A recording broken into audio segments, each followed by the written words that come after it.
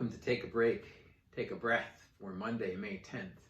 I'm Rick Boyer, the pastor of Prospect Presbyterian Church, and Take a Break, Take a Breath is an invitation to you to pause, to stop for a little while, to just rest in the presence of God. God who loves you, who knows you by name, who cares for you, and who made you. I've been reading my way through the Gospel of Mark with you, and each time we come together, I lift up a different portion of Mark. Today, it is Mark 5:21 to 43, and the focus verse is verse 34, which I'll come back to in a little bit.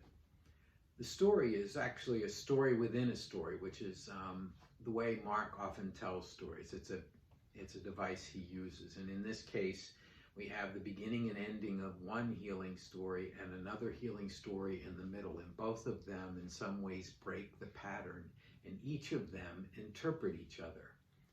It begins when a leader of the synagogue comes to Jesus and says, "Would you come and lay your hands on my daughter that she might be healed, for she is very sick with a fever."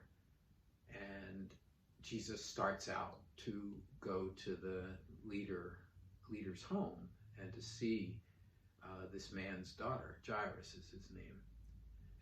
And great crowds are following along. And there is a woman in the crowd who shouldn't be in the crowd. In fact, she has a bleeding disease and she should be considered unclean and stay away from crowds. But she says to herself, we are told, if I can just touch his cloak, I'll be healed.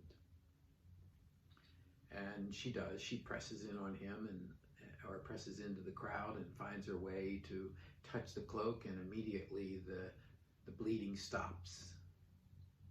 And he stops and says, "Who touched me?" His disciples are incredulous. "Well, look at all these people around you. How can you ask who touched me?" "No, someone touched me. Power went out of me. I know." She knows she can't escape, so she comes and she tells him the whole story. And he says to her the verse that I'm going to read. He said to her, "Daughter, your faith has made you well. Go in peace and be healed of your disease." And the Greek words in that sentence are two different ones. One is to be physically healed, and the other is sozo, which means to be saved. And we have here this notion of wholeness and being made whole. It's more than just being physically healed, but of being made whole again. And with that, Jesus starts further down the road. And people from Jairus' house come and they tell him, "You shouldn't bother the master any longer. Your daughter has died. There's nothing more we can do." Jesus tells him to believe and says, "Let's go." So they keep going. When they get there, all kinds of people are weeping and crying and mourning, and Jesus tells them she's just sleeping, and again they think, "Oh my goodness. No, she's dead." So he puts everyone out of the room except a few of his disciples and the parents. And he tells her to rise. And she does. And then he tells everyone who witnesses it not to say anything. And finally, to give her something to eat. Now, the things that are different in these stories are the compassionate Jesus who tells them, give her something to eat, and the compassionate Jesus who interrupts her journey to take care of a leader of the synagogue by caring for a woman who is considered unclean and unnamed. The two stories play off of one another, and there is this understanding of healing as more than just physical healing, but of being made whole and complete, and of being in loving relationships.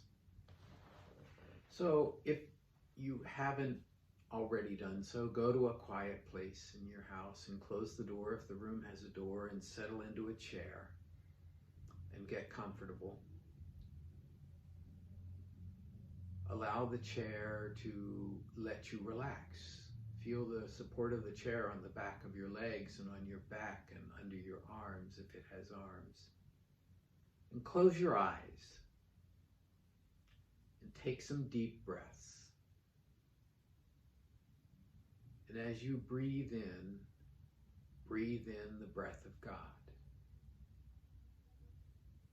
And as you breathe out all that separates you from God. As you breathe in the breath of life.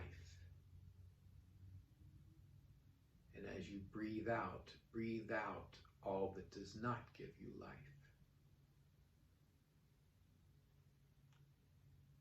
As you breathe in God's peace. And as you breathe out all of your worries and fears and anxieties. And imagine that the peace and warmth and love of God is spreading with each breath. Maybe imagine it like a warm blanket being placed over you. You've been chilled, and someone brings you a warm blanket and they lay it on you, and as it's laying on you, the warmth spreads in your body. It might start from the center of your body and move out. Imagine it as it moves over your stomach and warms your stomach and your abdomen and your chest, and the comfort that comes from that. Imagine it as your back feels warm and the comfort and peace that comes from that.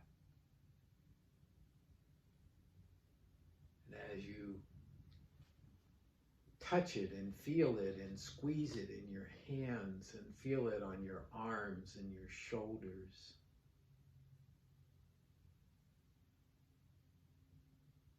You pull your legs up so that your legs and your feet are all under that blanket and they are all relaxed and comforted. You take some of the blanket and you put it up over your head like a hoodie. And it relaxes your head and your mind begins to calm.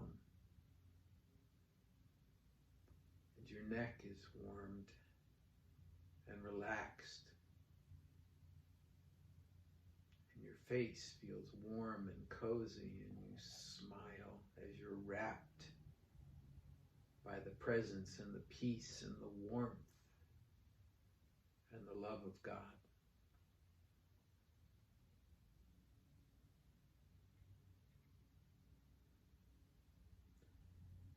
And then in your mind's eye, go to a busy park. It's a busy park. There's lots of people coming and going, and lots of people are there. Maybe there's a fair going on.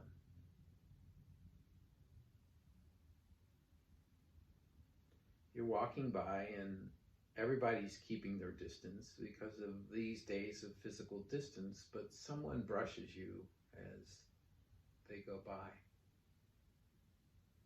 And you look up and look into their eyes. And you know that it's Jesus.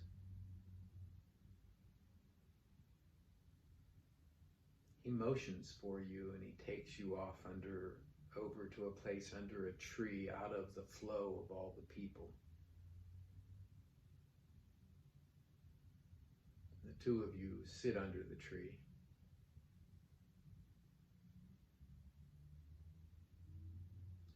He asks you what you need to be made whole.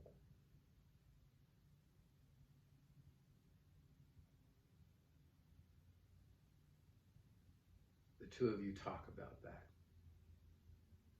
And I'll be quiet while you do.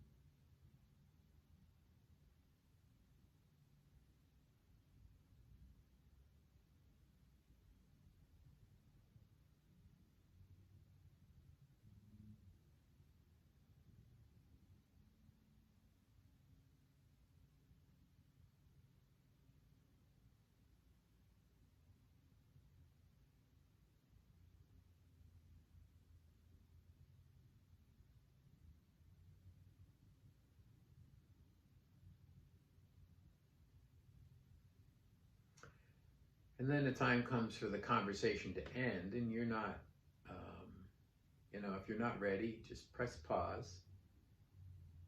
And the two of you say goodbye in whatever way is appropriate.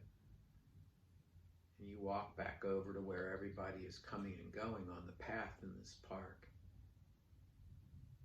And he disappears into the crowd.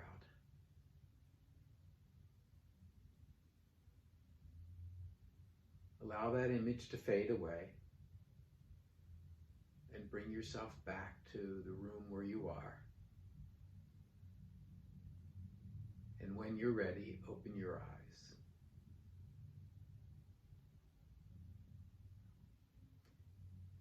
That's Take a Break, Take a Breath for Monday, May 10th.